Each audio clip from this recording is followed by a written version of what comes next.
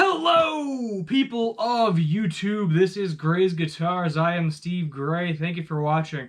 Today, we're going to be talking about why you should not buy a Gibson Les Paul, or don't buy a Gibson Les Paul, or don't buy a Gibson Les Paul, whatever I feel like titling this video. So for starters, are you a boomer? Were you born in the year 1960?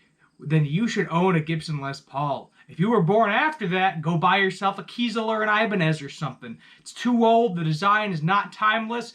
Just throw that thing right in the garbage. You got a 1959 Gibson Les Paul that your grandfather wanted to give you?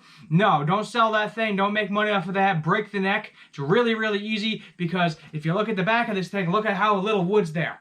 Look at how little wood's there. You just one drop, boom, break the headstock, it's broken, you smash it, you throw it in the garbage, and no one will ever buy it again. That's one of the main reasons. Headstock's breaking. Don't buy a Gibson Les Paul. Number two, holy crap, this thing weighs like 42 pounds. I am not exaggerating. I gotta sit down with this thing. I can't even play it with a strap anymore. I'm only in my 20s, and I got like all these back problems. My discs are shot because I was trying to wear this at a gig for 45 minutes, and it just completely destroyed my back. The doctor says I got no cartilage anymore. He says that guitar weighs 5 billion pounds, and nobody should play it. They need to throw all of them in the garbage. They're too heavy. Even with the modern weight relieving, they're too heavy. They're drying the wood. They're not drying the wood. They're sealing it with a bunch of water inside of it, making it 10 times heavier than it needs to be. And it is just a giant freaking mess. Do not buy this guitar.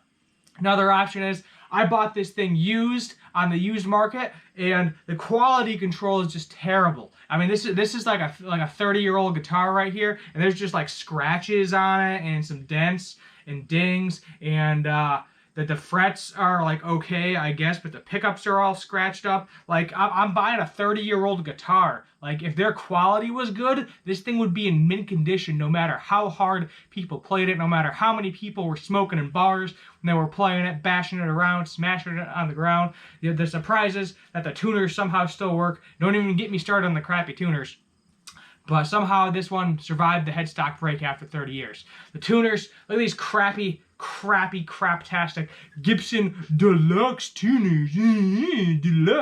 Deluxe my ass. There are things called locking tuners. I can go to Amazon, buy me a pair of off-brand locking tuners for like $14, and they will work so much better than these pieces of garbage. These things are designed to fail over time. They design these guitars to break over time because they want you to buy a new one. The only reason they don't fix the headstock angle like they did on the Epiphones is because the guitars cost 4 times as much, and they want you to buy a new one. You spend $1,000 on this one, well, they don't want you to keep it forever. They want you to break it and buy a brand new one.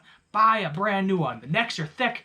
This neck is like a freaking baseball bat, 59 profile bullcrap. They cut a baseball bat in half and glued it to this damn thing. A baseball bat. That's right. They just don't. They get a maple baseball bat. They cut it in half, put a bunch of wood filler on it, and then boom, there's your craptastic neck. Feels like shit, plays like shit. The finish has got all cracks in it because it's nitrocellulose, and nitrocellulose is inferior to polyurethane because it sets. I can't even lean this thing against a stand without the finish melting. I have to keep it in a case at all times, which makes you want to play it less. Want to throw it right in the garbage, right in the trash.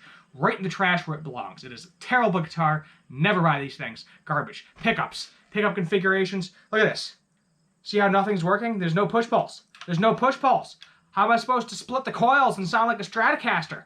You know? How am I supposed to split the coils and sound like a Stratocaster? You got all these 50s and 60s. You did it for a couple of years, and then the old-timey, old-fart boomers bitched about it, so you stopped getting rid of all my push pulls and all my fancy dip switches in the back. I want to sound like a Strat. I want to sound like a Strat. I want to sound like a Gibson, a Strat, Telecaster, Kiesel, DiMarzio's, Ibanez. I want to sound like every single guitar possible, and then you had to give in to the stupid boomers, and we're like, no, man, that's our audience. We got to give the little babies what they want. Yeah, we got to go back to our crappy tuners and no push-pull parts. And baby, cry because your $3,000 guitar doesn't have all the options you want.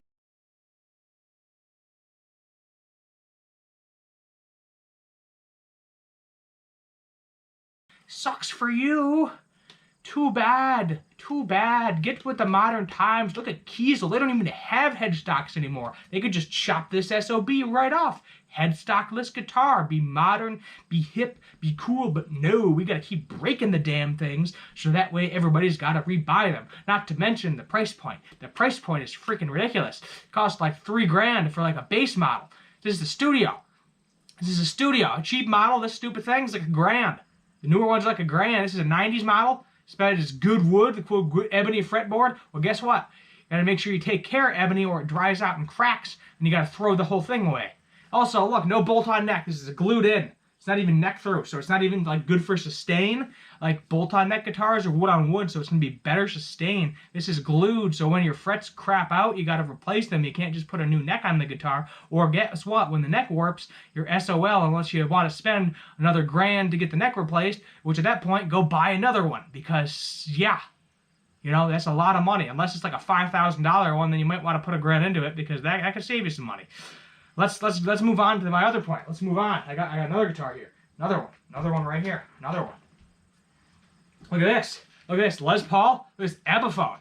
Epiphone. Look at this Grover tuners. This is a cheaper model. This is an Epiphone Les Paul standard. Cheaper and has Grover tuners. They're better. Better quality than the Gibson. They're the deluxe. They're sealed. They last longer. No problems. Oh, look at the headstock angle. It's 10 degrees instead of 14 degrees, so there's less chance of it gonna break. But will Gibson fix it? They sure won't.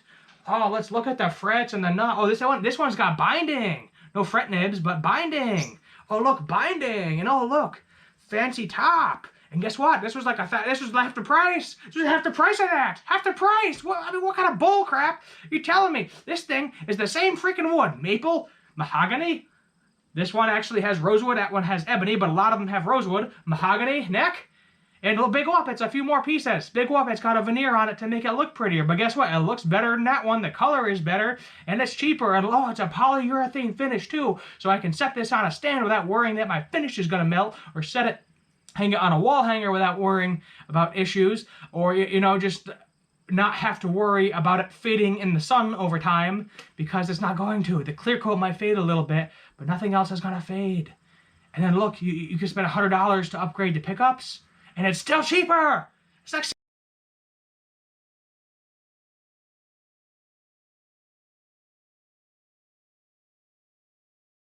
locking. I think this one I bought used came with locking strap locks. Locking. Look, not many scratches, not too many dents or dings. Pretty wooden back.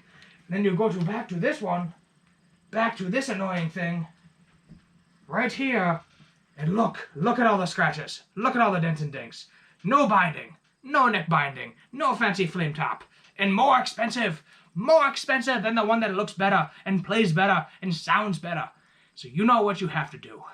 You take your Gibson, you break it.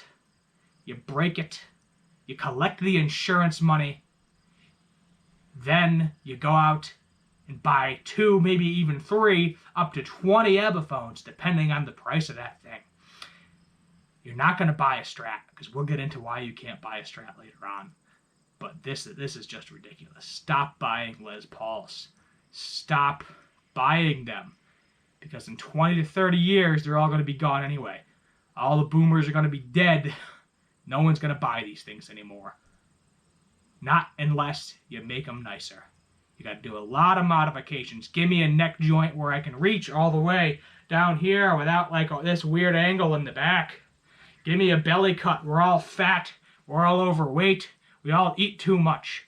I need a belly cut. It needs to go somewhere. Make the neck thinner. I'm not talking 60s profile. I'm talking Ibanez Kiesel profile. Thin enough to the point where I can break it in my bare hands and don't have to worry about anything, because I can control it. Get rid of the headstock. We don't need it. Make the body half as thin. You do it with SGs. You do it with SGs. Why can't do it with a Les Paul? Everybody's talking about, there's a Les Paul Light out there. Well, guess what? The Les Paul Light still has no belly cut. Doesn't have a nice neck joint. So, yes, it's out there, but it also doesn't have a carved maple top, especially the one from the 90s. None of them have a carved maple top. There's like one model, and guess what? It still costs like $3,000. So do not buy these things ever. I'm going to watch you. If you buy one, I'm going to go to your house and gently knock it over off its guitar stand. Actually, no, that's a lie. You wouldn't have it in a guitar stand, would you? Maybe you do. Maybe you're a glutton for punishment. Maybe you have it on a guitar stand. You want the nitro to melt. Well, I'm gonna push it off with the guitar stand.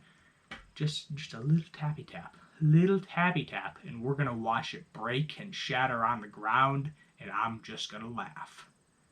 If you like this video, hopefully you've realized this is 10 minutes of me making a very long joke at this point in time. Of course I love my Les Paul.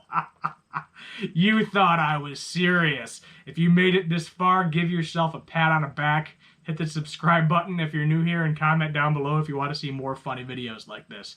My name is Steve Gray. This is Gray's Guitars. Thank you for watching, and as always, have a good one.